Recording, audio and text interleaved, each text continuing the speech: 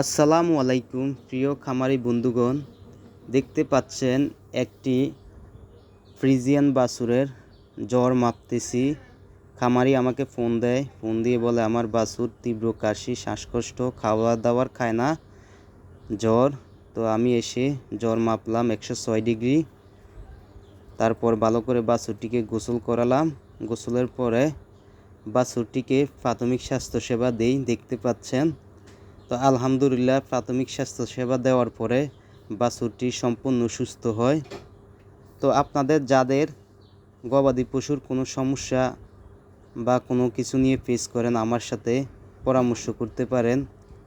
আপনাদের গরু এবং ছাগল ডাকে আসলে এসিআই উন্নত মানের সিমেন্ট দ্বারা কৃত্রিম প্রজনন করা হয়। আপনাদের গবাদি পশুর যে কোনো পরামর্শ পেতে আমার পেজের স্ক্রিনে নাম্বারে কল করতে পারেন। তো দেখতে পাচ্ছেন প্রাথমিক চিকিৎসা চলছে, দোয়া করবেন। তো সবাই ভালো থাকবেন, সুস্থ থাকবেন। আর আমার ভিডিওগুলো ভালো লাগলে অবশ্যই আমার ইউটিউব চ্যানেল সাবস্ক্রাইব এবং ফেসবুক পেজ লাইক দিয়ে পাশে থাকবেন। অবশ্যই আপনাদের সাপোর্ট, ভালোবাসায় আমার এই পেজটিকে অনেক দূর এগিয়ে নেবে।